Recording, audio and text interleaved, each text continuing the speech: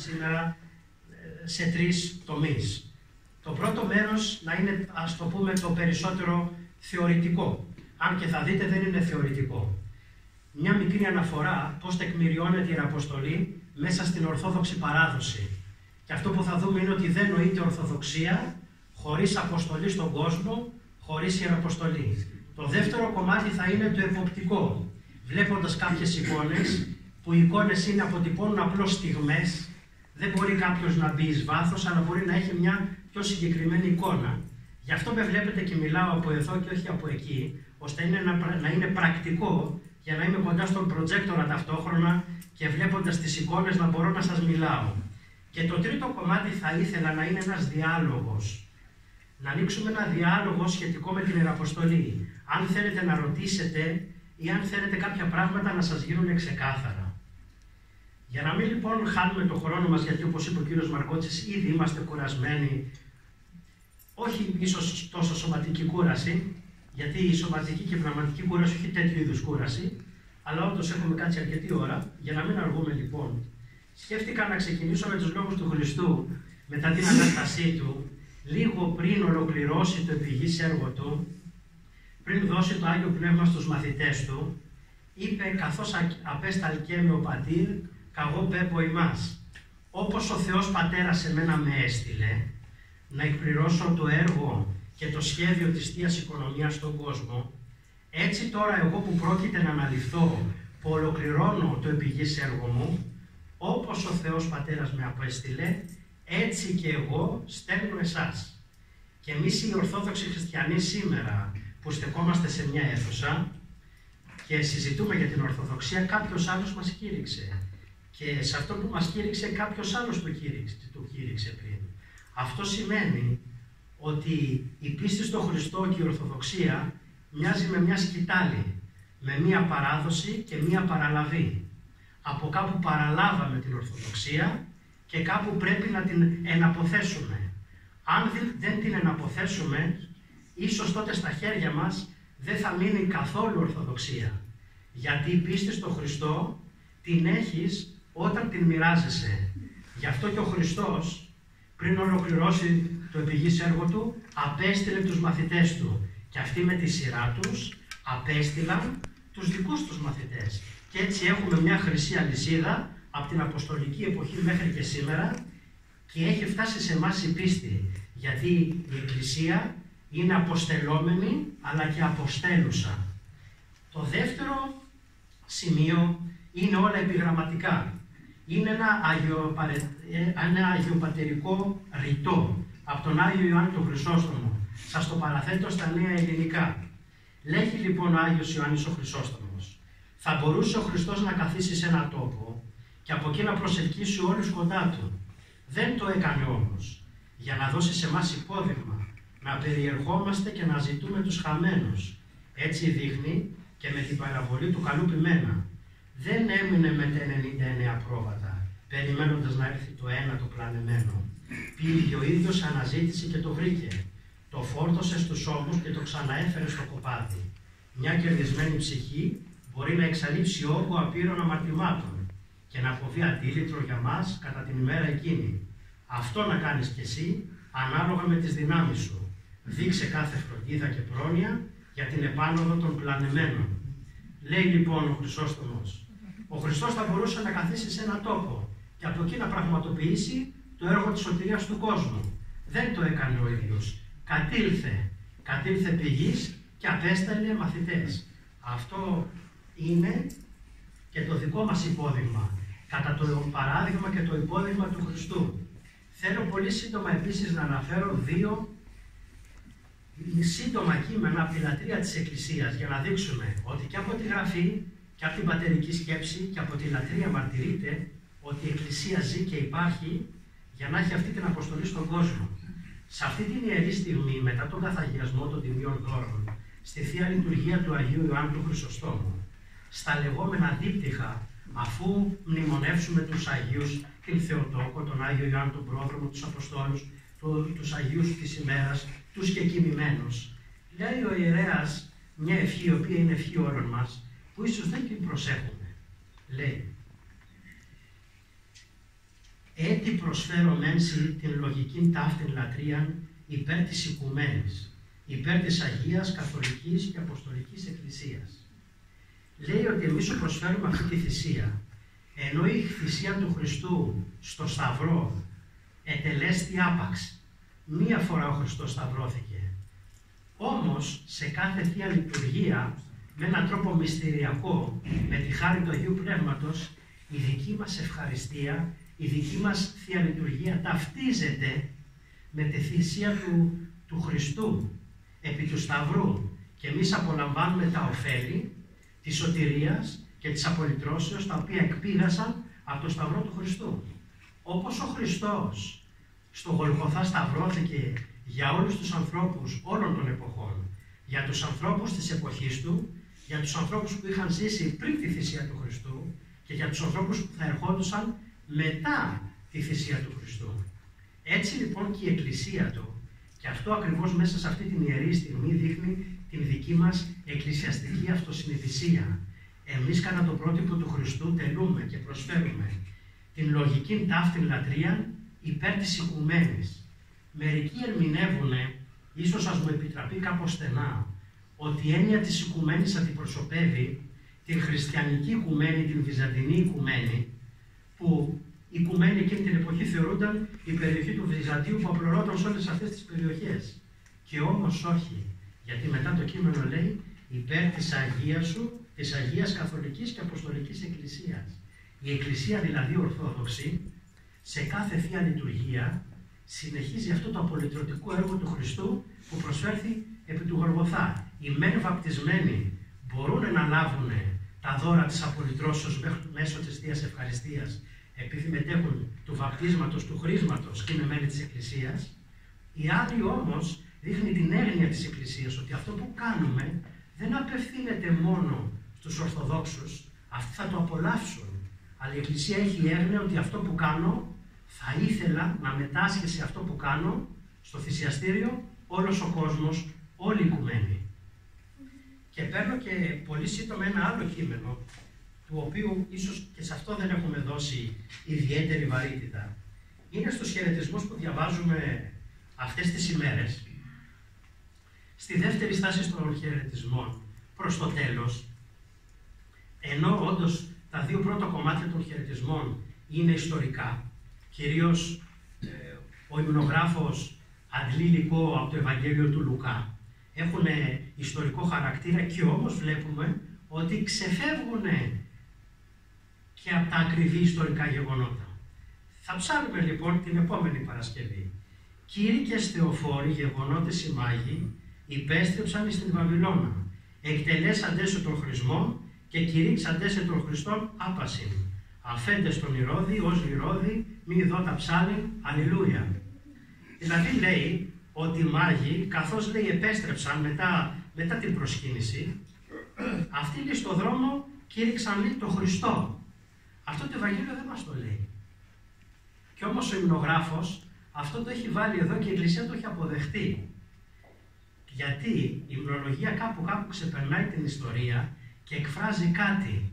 Ότι δεν γίνεται οι μάγοι που γνώρισαν τον Μεσσία, που περίμεναν όλοι οι οικουμένοι να γυρίσουν στον τόπο τους και την πατρίδα τους, και αυτό που είδαν σε εκείνο το σπήλαιο και τον ήπιο, τον βρέφος Ιησού που προσκύνησαν να το κρατήσουν αυτό το γεγονός για τον εαυτό τους.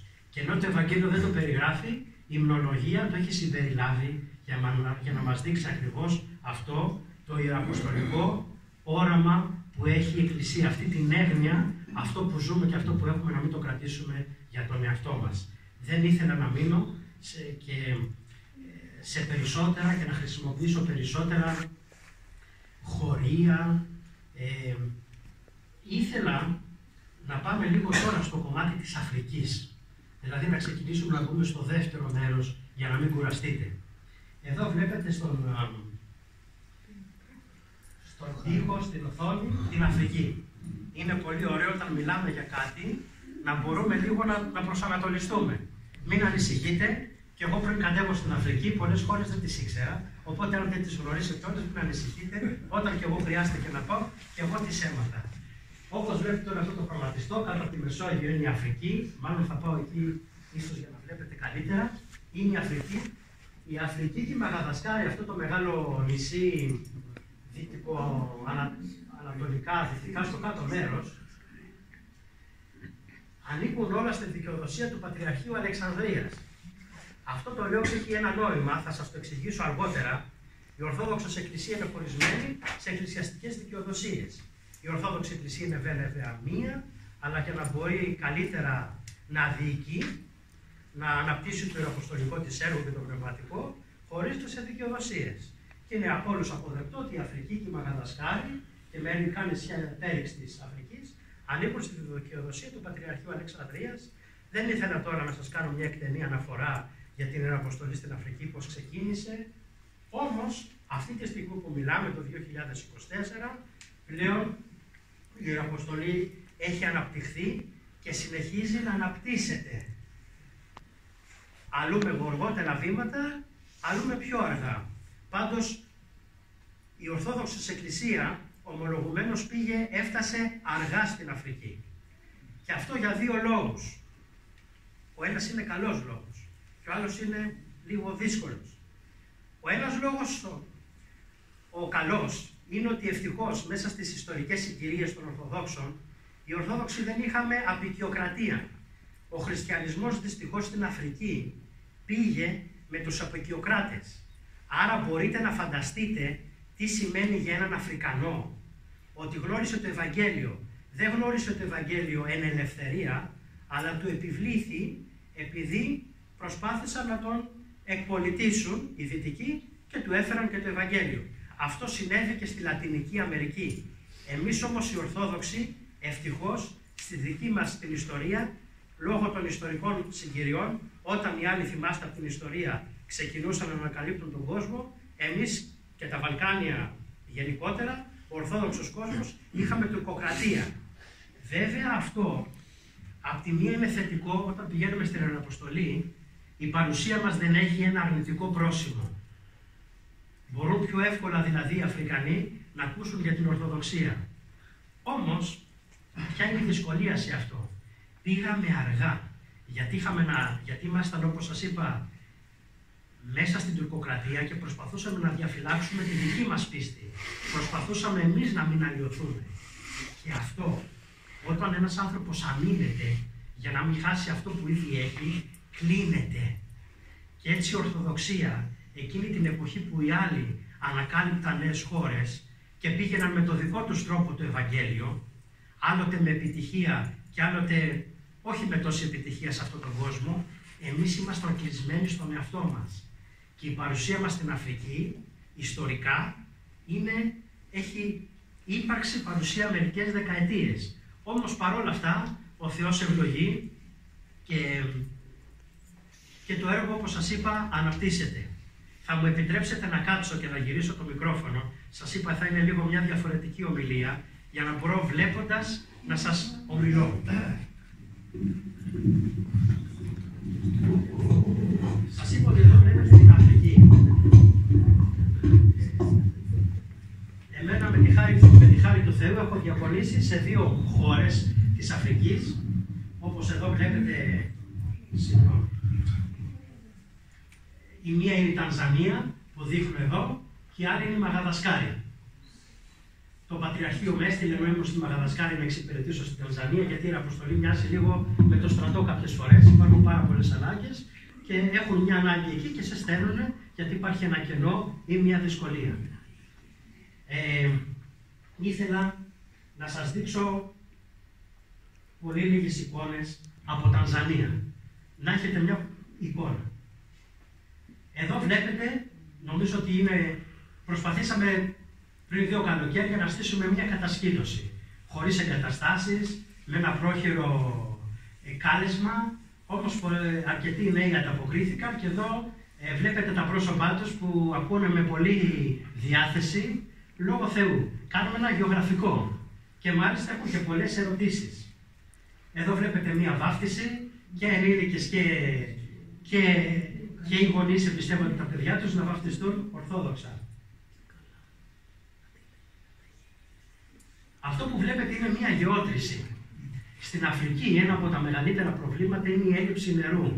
Αυτό που έχουμε εμείς εδώ, ότι ανοίγουμε τη βρύση και πίνουμε νερό, εκεί δεν είναι δεδομένο.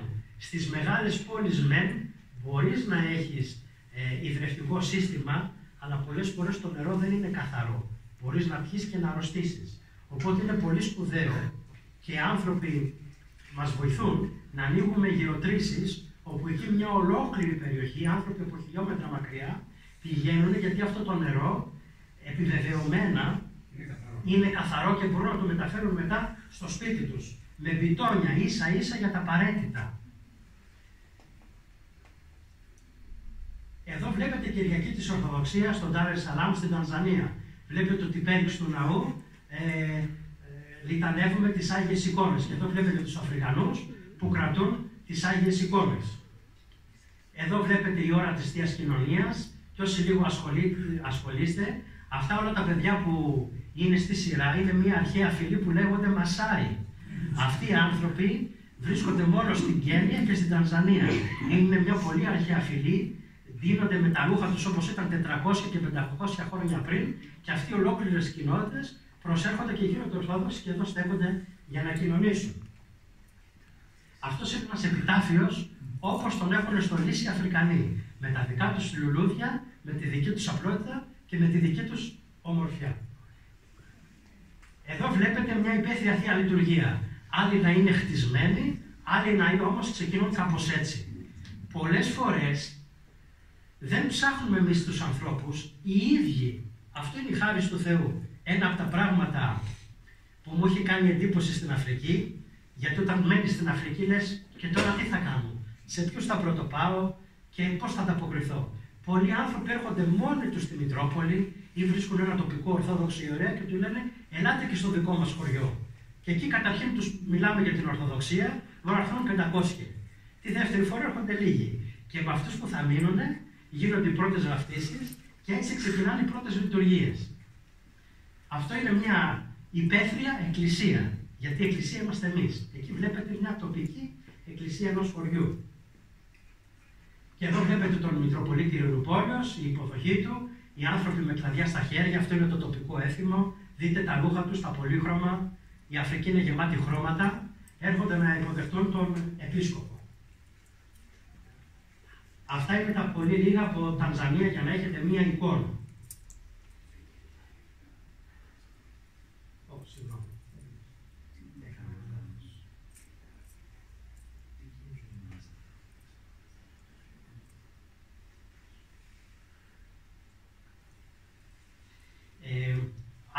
Αν μπορώ λίγο να σας βοηθήσω να καταλάβετε, η Τανζανία έχει περίπου 60 εκατομμύρια πληθυσμό. 60 εκατομμύρια είναι η Τανζανία αυτή τη στιγμή. Περίπου το 50 με 60% είναι χριστιανοί διαφόρων χριστιανικών ομολογιών και οι Ορθόδοξοι χριστιανοί στα 60 εκατομμύρια μπορούμε να πούμε ότι είναι περίπου 60.000. Θα μου πείτε είναι μία μειοψηφία, όμως είναι μία παρουσία, είναι μία μαγιά. Υπάρχουν κατά τόπους κάποιες μητροπόλεις, κάποιες ενορίες, στερεί τη Θεία Λειτουργία, γίνεται κάποιο κήρυγμα. Αυτό είναι μία αρχή, γιατί και αυτό που κάνουμε στην Αφρική είναι ενδεικτικό. Είναι μία αρχή και ο Θεός δεν ξέρεις πού θα το πάει. Εμείς δεν μπορούμε να υπολογίσουμε αυτό το λίγο που κάνουμε, πόσο ο Θεός θα το ευλογήσει και θα το αυξήσει. Ωραία, ωραία. Είναι μία ερώτηση. Σε ποια γλώσσα επικοινωνούμε? Οι Τανζανοί μιλούν Σουαχίλι. Είναι μία από τις πιο διαδεδομένες αφρικανικές γλώσσες, η οποία μιλείται και στην Κένια, μιλείται σε ένα κομμάτι της Ουγκάντας και ομιλείται και στο Κονγκό. Οι Τανζανοί μιλούν όλοι Σουαχίλι, έχουν πολλές διαλέκτους, αλλά σαν δεύτερη επίσημη γλώσσα μιλούν αγγλικά. Εγώ μιλώ αγγλικά και λειτουργώ στα αγγλικά και συνεργάζομαι με ντόπιους, είτε λαϊκούς είτε κληρικούς που γνωρίζουν την αγγλική και όταν θέλω να τους κηρύξω μιλώ αγγλικά και αυτοί μου μεταφράζουν στα Σουαχίλι. Και αντίστροφα, αν οι άνθρωποι θέλουν να με ρωτήσουν, θέλουν να μου μιλήσουν, θέλουν να με καλωσορίσουν, θέλουν ό,τι θέλουν, κάποιος Αφρικανός που ξέρει αγγλικά μου μεταφράζει από τα Σουαχίλι στα αγγλικά για να επικοινωνούμε. Θα ήθελα λίγο να σας δείξω στην Μαδαγασκάρη κάποια πράγματα. Για να σας βοηθήσω, θέλω να σας πω κάτι. Ο Αναστάσιος όταν ξεκίνησε σε αυτή την πρώιμη περίοδο την Ιεραποστολή, ήταν Μητροπολίτης Ειρηνοπόλεως. Αυτή η Μητρόπολη εκείνη την εποχή περιλάμβανε την Κένια, την Τανζανία και την Ουγκάντα. Είχε λοιπόν 3 χώρες. Σκεφτείτε 3 χώρες τη δεκαετία του 60 και του 70 και του 80. Πόσο δύσκολο ήταν. Αν τώρα που η Αφρική έχει αναπτυχθεί, εμάς μας φαίνεται δύσκολο, φανταστείτε τότε πώς ήταν. Και ο Αναστάσιος ήδη από τότε έλεγε κάτι το οποίο το λέω πάντοτε στους Αφρικανούς όταν πηγαίνω να κάνω ένα ιερατικό σεμινάριο στους υποψήφιους, κληρικούς ή στους κατηχητές. Έλεγε λοιπόν ο Νίν Αλβανίας ότι εμείς εδώ, οι Ευρωπαίοι, οι Ιεραπόστολοι, δεν ήρθαμε για να δώσουμε στους Αφρικανούς ψάρια. Ήρθαμε για να τους δώσουμε μια πετονιά και να τους μάθουμε να ψαρεύουν. Η αποστολή που έχουμε οι Ιεραπόστολοι στην Αφρική δεν είναι απλώς να προσφέρουμε κάτι στους φτωχούς και δοκιμαζόμενους Αφρικανούς. Αυτό πρέπει να γίνει και θα γίνει. Δεν μπορούμε να σταθούμε παγωμένοι και αποστασιοποιημένοι. Όμως, η πρώτη στη εργασία ιεραποστολική είναι εν τη απουσία μας αυτοί οι άνθρωποι να μπορούν να σταθούν στα πόδια τους και να διατηρήσουν τις ορθόδοξες ιεραποστολές και εκκλησίες και να γίνουν όχι δικές μας που τις φτιάξαμε για αυτούς, αλλά να γίνουν δικές τους τοπικές εκκλησίες. Οπότε και εμείς οι Ιεραπόστολοι είμαστε για να τους μάθουμε να περπατάνε έως ότου αυτοί μπορέσουν να σταθούν στα πόδια τους. Εγώ θεωρώ στη δική μου τη διακονία αυτό, μερικοί με ρωτάνε, πάτερ, τι νομίζετε ότι είναι το πιο ουσιαστικό στην Αφρική? Είναι ακριβώς αυτό, να μπορέσω όσο μπορώ να μπω στη ζωή τους και μοιραζόμενοι μια κοινή ζωή να τους μάθω πώς αυτοί θα μπορούν μόνοι τους να αναπτύξουν την εκκλησία τους. Αυτό που βλέπετε λοιπόν είναι, χρειάζεται πάντοτε να συνεργάζεσαι με τους ντόπιους. Είμαι μόνος λευκός εκεί, έχουμε πάει σε ένα χωριό και μου λένε οι Ορθόδοξοι, πάτερ, να έρθει στα σπίτια μας. Οπότε λέω, ορίστε, πάτε με, να πάμε μαζί, οδηγήστε με. Και εδώ είμαστε στα χωράφια που με πηγαίνουν στα σπίτια τους. Αυτοί το θεωρούν ιδιαίτερη τιμή και ευλογία. Εδώ είμαστε μέσα σε ένα σπίτι. Βλέπετε δίπλα μου είναι ένας πάτερ, αυτός είναι ο διερμηνέας μου. Στη Μαδαγασκάρη όλοι μιλούν μαλγκάς. Είναι η τοπική τους γλώσσα, όμως σαν δεύτερη επίσημη γλώσσα έχουν τη γαλλική. Αυτός ο κληρικός ξέρει γαλλικά, κάθεται δίπλα μου, αν τους μιλάω και αυτό τους μεταφράζει τη γλώσσα και το αντίστροφο. Όταν μου απευθύνονται έρχεται και μου ψιθυρίζει τι λένε στα γαλλικά για να καταλάβω και να στήσουμε μια επικοινωνία. Δείτε με τι προσοχή και με πόση ευχαρίστηση χαίρονται αυτή την επικοινωνία. Και εδώ είναι κάτι που ο φωτογράφος το αποτύπωσε και επίτηδες τη διάλεξα. Βλέπετε μέσα εικονίτσες. Αυτές τις εικονίτσες που πολλοί τις στέλνουν από την Ελλάδα και εμείς πηγαίνουμε στα χωριά και τις μοιράζουμε. Αυτοί οι άνθρωποι που πηγαίνουν στην εκκλησία που είναι Ορθόδοξοι έχουν φτιάξει ένα μικρό προσκυνηταράκι μέσα στο σπίτι τους. Γιατί ξέρετε την ευσέβεια θα τη δείτε σε όλους τους λαούς. Περισσότερο ή λιγότερο. Και στη Μαδαγασκάρη που είχα διαβεί τις ενορίες και είχα πάει και σε μερικά σπίτια, έχουν και αυτά τα προσευχητάριά τους, τη δική τους γλώσσα, έχουν τις εικόνες και προσεύχονται και εμπιστεύουν κατά το δυνατόν. Βλέπεις παντού την ευσέβεια. Και εδώ όταν πηγαίνεις σε ένα σπίτι, αυτοί πάντοτε θέλουν να σε κεράσουν. Εδώ καθόμαστε όλοι κάτω, γιατί όταν πηγαίνεις στην Αφρική πρέπει να μπεις στο δικό τους τρόπο. Τον ίδιο Χριστό θα τους κηρύξεις, αλλά πρέπει να τους τον προσφέρεις με τον δικό τους τρόπο. Οπότε αυτοί κάθονται όλοι και μου προσφέρουν ρύζι, άμα δείτε. Αυτό είναι το βασική τους τροφή. Και πρέπει να φας. Γιατί όπως μοιραζόμαστε τη Θεία Ευχαριστία και κοινωνούμε από το ίδιο ποτήριο, έτσι και εμείς οι Ιεραπόστολοι, και όσοι πηγαίνουμε εκεί, πρέπει να μοιραστούμε με τους Αφρικανούς και τη ζωή. Και η ζωή είναι αυτό που είπε πάλι ο Αναστάσιος, λέει λειτουργία μετά τη λειτουργία. Αυτό το καφέ που παίρνουμε, δεν είναι απλώς ότι παίρνουμε ένα καφέ μετά τη λειτουργία. Αυτό το καφέ που παίρνουμε, αυτό το κέρασμα, είναι η επικοινωνία, η σχέση, η κοινωνία, η οποία άρχισε με το μυστήριο της Θείας Ευχαριστίας, αλλά μετά τη Θεία Λειτουργία συνεχίζεται και επαυξάνεται. Και αυτό βλέπετε εδώ. Εδώ βλέπετε τους ανθρώπους εν ώρα λατρείας ότι είναι πολύ ευλαβείς.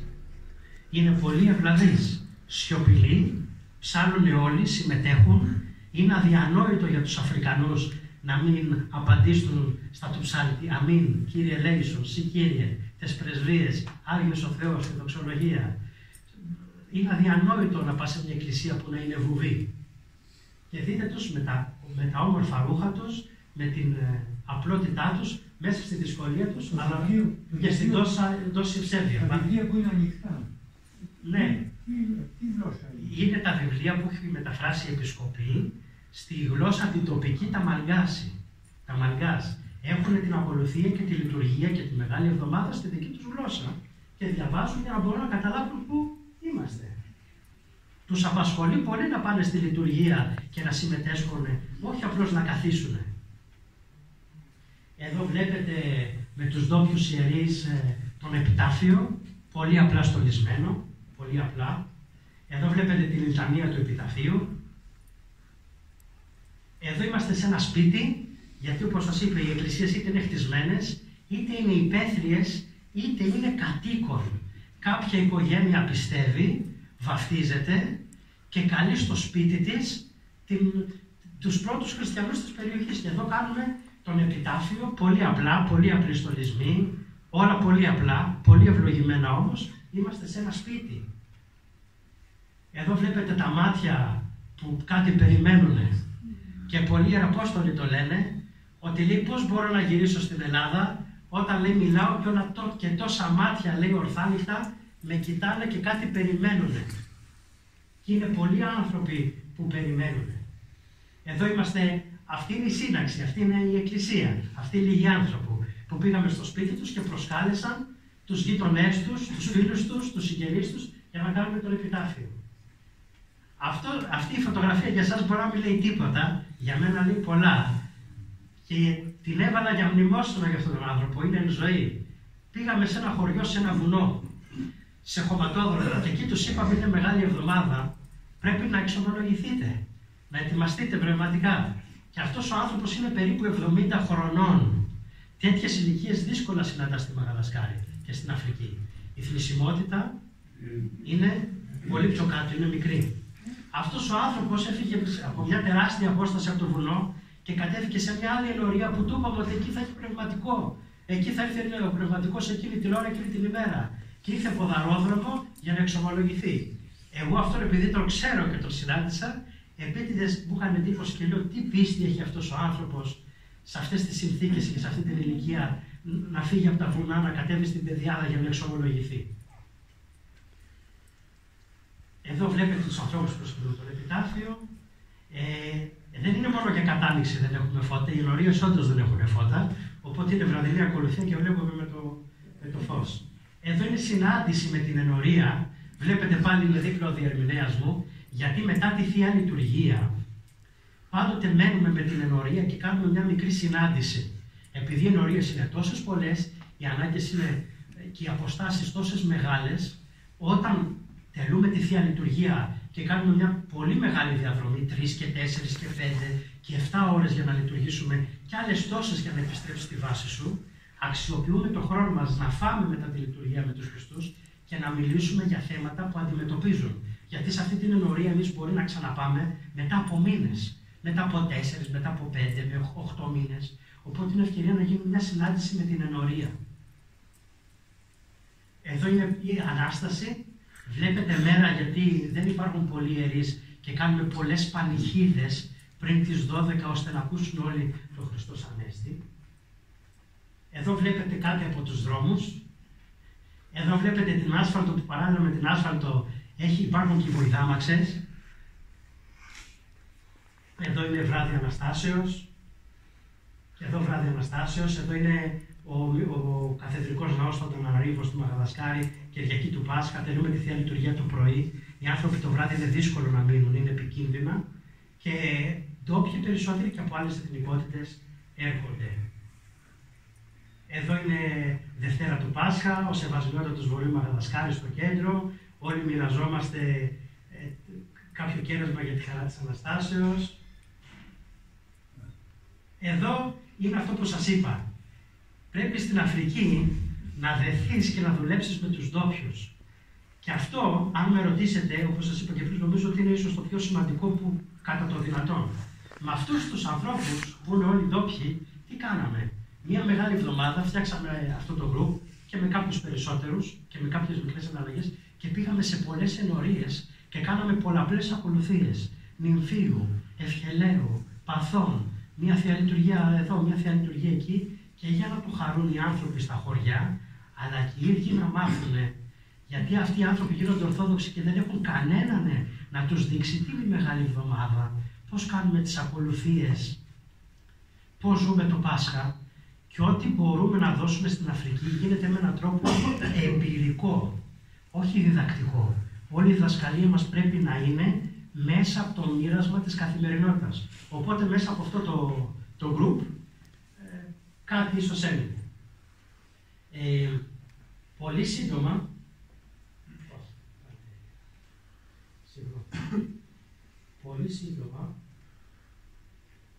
για να μην σας κουράσω, μπορούμε να πούμε πολλά περισσότερα. Θέλω πολύ σύντομα να δείτε κάποιες εικόνες καθημερινότητας από τη Μαδαγασκάρη. Κάποιες με σχόλια, κάποιες ίσως χωρίς τόσο πολλά σχόλια. Αυτό που βλέπετε είναι μια καθημερινή κατάσταση. Είναι βοηδάμαξες. Οι άνθρωποι πάρα πολύ, ειδικά στις επαρχίες, χρησιμοποιούν τα βόδια και για να μετακινηθούν και για να καλλιεργήσουν. Εδώ βλέπετε τα παιδιά που σπρώχνουν. Αυτό είναι ρύζι που βλέπετε, έτσι, ρύζι. Βλέπετε τα ρούχα τους, βλέπετε τις συνθήκες, κουβαλάνε τα πράγματα. Αυτά είναι κάρβουνα. Οι άνθρωποι μαγειρεύουν με κάρβουνα.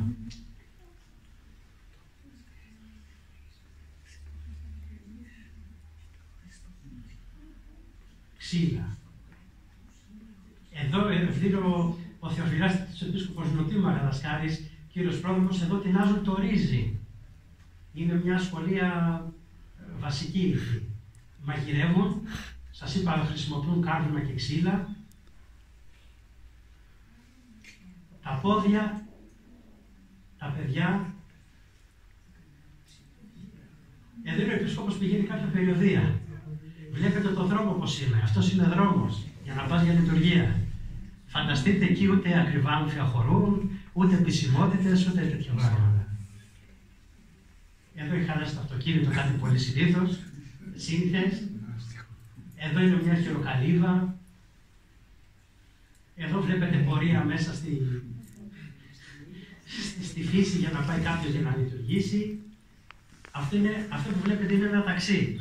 Είναι το τοπικό ταξί. Αυτός κάνει ποδήλατο μπροστά και ο επιβάτης κάθεται πίσω. Αυτό είναι συνηθές. Η Μαδαγασκάρη έχει πολλούς τυφώνες, κυκλώνες, είναι εκτεθειμένοι από τον Ινδικό ωκεανό, έρχονται πολλοί κυκλώνες και ειδικά τα παράλια έχουν πλημμύρες. Αυτά είναι σπίτια που βλέπετε εδώ, δεν είναι αποθήκες. Μένουν άνθρωποι σε αυτές τις αχυροκαλύβες και πλημμύρισαν. Για φανταστείτε αυτά τα λίγα υπάρχοντα που έχουν, πώς αυτοί οι άνθρωποι μπορούν μετά να επιβιώσουν. Όμως παρόλη τη φτώχεια τους, οι Αφρικανοί χαμογελάνε εύκολα.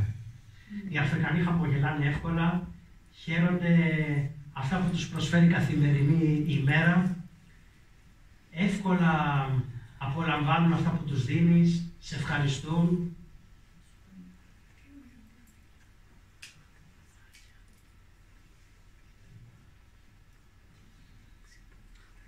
Εδώ πλέον τα ρούχα τους στα ποτάμια, είπαμε, δεν έχουν νερό εύκολο. Τα ποτάμια είναι και συνήθως δεν έχουν καθαρό νερό, αλλά αυτοί αυτό έχουν και εκεί πλέον τα ρούχα τους. Εδώ βλέπετε οι άνθρωποι έχουν πάει σε μια ενορία, τις έχουν δώσει εικόνες, τις κρατούν με χαρά. Εδώ είναι ο Πατριάρχης Αλεξανδρίας που πριν 2 χρόνια επισκέφθηκε τη Μαδαγασκάρη. Κρατάει τη Μαδαγασκάρη με κάποια τοπικά μουσικά όργανα. Και ο Επίσκοπος Νοτίου Μαδαγασκάρης, ο Επίσκοπος παίζει ποδόσφαιρο τα παιδιά. Είπαμε η Αφρική χρειάζεται απλότητα. Και τα παιδιά, δείτε μάτια και δείτε χαμόγελα. Και θα τελειώσω με κάτι. Και με αυτό θα τελειώσω την παρουσίαση. είναι οι φυλακές.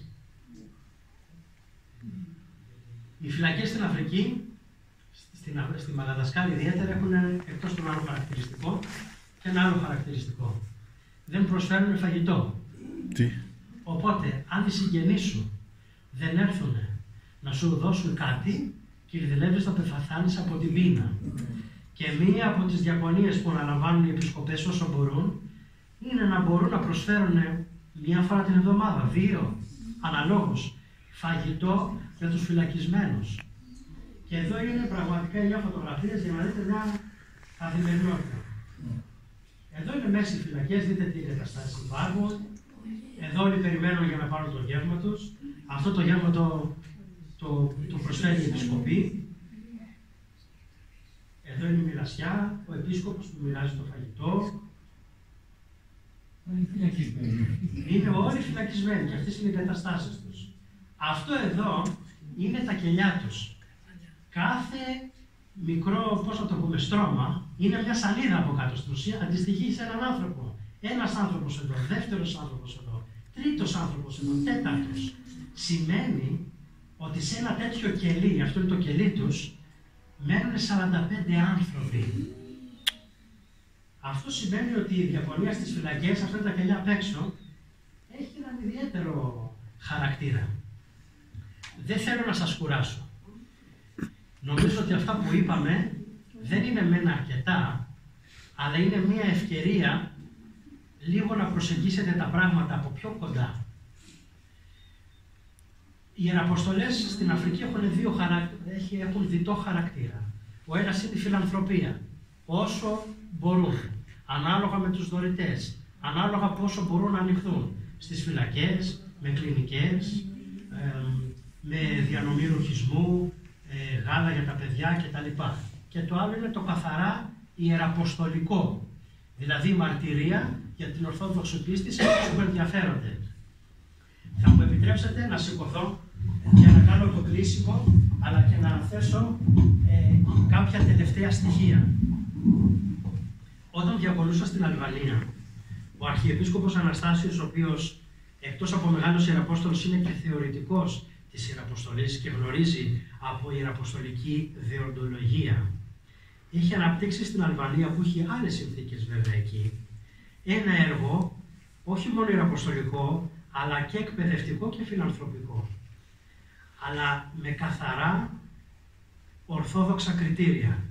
Η φιλανθρωπία προσφέρεται προς όλους ανεξαιρέτως και η φιλανθρωπία δεν γίνεται αφορμή για, ας το πούμε έτσι, μεταστροφή στην Ορθοδοξία, εκμεταλλευόμενη την φτώχεια των άλλων.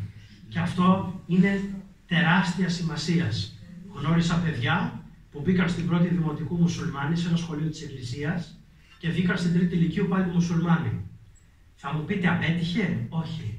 Γιατί αυτοί μπορεί να είναι μουσουλμάνοι, αλλά θα έχουν μια πολύ θετική εντύπωση γιατί την Ορθοδοξία. Γιατί πέρασαν από ένα ορθόδοξο σχολείο, το οποίο τους σεβάστηκε. Και με αυτόν τον τρόπο δίνεται μια μαρτυρία σε μια κοινωνία η οποία είναι ποικίλη και πολύ διαφορετική από τη δική μας. Και το άλλο κομμάτι που έχει η Αφρική είναι η ιεραποστολή, είναι οι άνθρωποι που ενδιαφέρονται, μπορεί 100 να λαμβάνουν βοήθεια και 20 να θέλουν να βαφτιστούν. Αυτό πρέπει να είναι σεβαστό. Τώρα όσον αφορά εκεί την Μαδαγασκάρη, η Επισκοπή έχει μια κλινική που κάθε μέρα περίπου 120 άτομα εξετάζονται δωρεάν και παίρνουν φάρμακα. Έρχονται πολλές φορές από χωριά μακρινά, γιατί τίποτε δεν είναι δωρεάν, ούτε δημόσια εκπαίδευση, ούτε η ιατροφαρμακευτική περίθαλψη. Έχει ανοίξει ένα ορφανοτροφείο, είναι χτισμένο, τώρα πρόκειται να μπουν μέσα, να μπει ο εξοπλισμός και γίνονται πολλά άλλα. Ήθελα όμως εδώ να βάλω μια άλλη τελεία, να μην σας κουράσω. Έχετε μια γενική ιδέα. Αυτό που ήθελα να σας παρακαλέσω είναι, γιατί μερικοί ρωτάνε πώς εμείς, λέει, μπορούμε να βοηθήσουμε στην Ιεραποστολή. Καταρχήν, εφόσον είμαστε μέλη της Εκκλησίας, έχουμε ακριβώς τον ίδιο σκοπό και την ίδια αποστολή. Είτε το λέμε εσωτερική Ιεραποστολή, για εμάς, επανευαγγελισμός, για τους ήδη υπάρχοντες Ορθοδόξους της χώρας μας. Είτε το λέμε εξωτερική Ιεραποστολή, είναι ένα και το αυτό. Μετέχουμε στην αποστολή της Εκκλησίας, στο άνοιγμα της Εκκλησίας, στον όποιον άλλο. Οπότε αυτό που έχουμε να κάνουμε είναι προσευχή. Δια των προσευχών μετέχουμε και ενωνόμαστε με τις Ορθόδοξες Εκκλησίες όπου γης. Και αυτό το αφήνω ελεύθερο, αν κάποιος θέλει περισσότερες λεπτομέρειες, περισσότερες πληροφορίες, μπορεί να με βρει προσωπικά να του δώσω. Για να μην κουράζονται όλοι ίσως με ερωτήσεις που θα διαρκέσουν πολύ. Όμως σε αυτό το σημείο ήθελα να σας δώσω εγώ τον χώρο και τον χρόνο, αν θέλετε κάτι να ρωτήσετε σχετικά με την αποστολή. Ερώτηση, τοποθέτηση, κάτι περισσότερο που θα θέλατε να διευκρινίσουμε. Οπότε έχετε τον λόγο, αν θέλετε, για κάποια παρέμβαση. Παρακαλώ. Με αφορμή την εικόνα που προβάλλεται τελευταία. Μάλιστα. Είναι φοβερά εντυπωσιακή. Αυτοί γιατί έχουν καταδικαστεί, γιατί είναι φυλακισμένοι? Οι περισσότεροι άνθρωποι είναι κυρίως για κλοπές, γιατί είναι φτωχοί. Μέσα διαπράττοντας μια κλοπή, ενδεχομένως όταν ο άλλος αντισταθεί, μπορεί να τον τραυματίσουν και τραυματίζοντάς τον να τον σκοτώσουν. Άρα κυρίως δεν είναι αυτό που λέμε εγκληματίες, αλλά είναι κυρίως κλέφτες, που διαπράττοντας την κλοπή μπορεί αυτό να οδηγήσει και ή ακόμα και για μικροκλοπές, γιατί υπάρχουν και φυλακές ανηλίκων, βλέπεις 16-15 χρονών παιδιά, τα οποία βλέπεις γιατί κάτι έκλεψαν. Η κλοπή είναι ο βασικός λόγος. Το πολιτικό σύστημα που έχει λειτουργεί σε αυτές τις χώρες. Πώς είπατε? Το πολιτικό σύστημα. Γενικώς από δημοκρατίες, η Τανζανία και η Μαδαγασκάρη. Μάλιστα. Κάπου αναφέρατε πριν που μιλάγατε, που γινόταν με βραδινή διαλειτουργία, ότι ήταν επικίνδυνο για να επιστρέψουν κάτι μετά. Γενικά, μετά τη δύση του ηλίου, οι άνθρωποι στη Μαδαγασκάρη επιστρέφουν στα σπίτια τους. Γιατί κυκλοφορούν έξω συνορίες που θέλουν να ληστέψουν, οπότε το ασφαλές είναι στη δύση του ηλίου, οι περισσότεροι επιστρέφουν στα σπίτια τους. Οπότε και οι ακολουθίες μας συνήθως δεν είναι βραδινές. Προσαρμοζόμαστε στα δεδομένα. Αλλά όμως νομίζω, αν συμφωνείτε όλοι, εγώ για ακόμη μια φορά θα ευχαριστήσω για την ευκαιρία που μου δώσατε να έχουμε αυτό το μοίρασμα. Όσοι θέλετε, εγώ θα μείνω. Θέλετε να ρωτήσετε κάτι περισσότερο, ίσως για να μην κουράζονται όλοι. Γιατί ήρθαμε από νωρίς στη Θεία Λειτουργία, κοινωνήσαμε, είχαμε την επικοινωνία μας, εδώ να κάνουμε όπως λέμε απόλυση και μετά όποιος θέλει μπορεί να μείνει. Να ευχαριστήσω και νομίζω εκφράζω τις απόψεις όλων για όσα ακούσαμε και θέλω να πω και στον κύριο Κατσούφη ότι οι δύο ενώσεις μας φέτος έχουν έμπνευση και θεία χάρητη αποφάσεις. Είχαμε και για την Ασία τον πατέρα Ιωνά και είχαμε και σήμερα για την Αφρική τον πατέρα Ελευθέριο. Είναι μια μεγάλη εικόνα αυτή και οι μεγάλες εικόνες δίνουν σε χοντρικές γραμμές το τι γίνεται. Όσο πιο κοντά πλησιάζει η εικόνα, τόσο περισσότερες λεπτομέρειες αποκαλύπτονται και τόσο μεγαλύτερες ανάγκες εμφανίζονται. Και ανάγκες ανθρώπων και υποδομών και κυρίως χρημάτων. Δεν ήταν μόνο στην αρχαία Αθηναϊκή Δημοκρατία το ερώτημα δίδει χρημάτων. Με αυτήν την έννοια λοιπόν, όσοι μπορούμε βοηθούμε ποικιλοτρόπως. Όχι μόνο οικονομικά, αλλά και οι προσευχές μας έχουν δύναμη και ισχύ. Και η σκέψη μας, όχι με την έννοια που λένε μερικοί φιλοσοφούντες, ας το πω έτσι, πνευματιστικά, αλλά ουσιαστικά. Οι προσευχές ενδυναμώνουν τους ανθρώπους που δουλεύουν και κουράζονται και αναλώνονται, γιατί μερικοί που είμαστε και του αστικού χώρου, όπως και ο πατήρ Ελευθέριος που έχει γεννηθεί στην Αθήνα κλπ. Και όλοι που είμαστε από αστικές περιοχές πλέον, με το που βλέπουμε αυτό παθαίνουμε ένα σοκ. Αισθανόμαστε ότι δεν θα αντέξουμε ούτε ένα λεπτό εκεί. Και είναι ένας ηρωισμός το να είναι κανείς εκεί. Οι προσευχές μας λοιπόν σας συνοδεύουν πάτε και ό,τι μπορούμε να κάνουμε και περνάει από το χέρι μας σε πράγματα, φυσικά θα το κάνουμε. Και βλέπω και εδώ ανθρώπους, γιατί πρέπει να λέμε και μερικά πραγματικά γεγονότα. Η κάθοδος του Αγίου Νίνα Αλβανίας στην Αφρική και του πατρός Χρυσοστόμου Παπασαρατοπούλου στο παρελθόν και των μεταγενεστέρων και η μετάβαση πολλών μοναχών της Ελλαδικής Εκκλησίας, όπως της Μονής του Αγίου Ιωάννου του Καρέα, που βλέπω και την αδελφή μιας μοναχής, την κυρία Πεσκατά, που αναλώθηκαν εκεί και στην Αλβανία, πολλές αδελφές, δείχνουν ότι η ευθύνη μας, ημών που καυχόμαστε για την Ορθοδοξία μας, είναι μεγάλη. Δεν είναι μόνο, συγγνώμη να το πω λίγο χοντροκομμένα, να κρατάμε μια εικονίτσα και να περιφέρουμε μια εικονίτσα της Ορθοδοξίας, αλλά να βλέπουμε κάτι πολύ βαθύτερο, τις εικόνες του Θεού. Και για όλα αυτά έχουμε μεγάλη ευθύνη. Ευχαριστούμε πάρα πολύ, Πάτερ. Ευχόμαστε καλή μεγάλη Σαρακοστή σε όλους και ό,τι ιδέες έχουμε, που είμαστε άνθρωποι ιδεών, μπορούμε να τις καταθέτουμε στην κοινή τράπεζα όλων και στην επικοινωνία με τον Πατέρα Ελευθέριο και με τους αδελφούς της αδελφότητας και να κάνουμε βήματα προς τον ευαγγελισμό του λαού, αφού σκεφτόμαστε, όπως είπατε, και τον επανευαγγελισμό ημών που έχουν ξεχάσει τι ακριβώς πιστεύουν. Πάτερ, διευκόλου. Να το κλείσουμε. Να το κλείσουμε. Πάτερ, διευκόλου.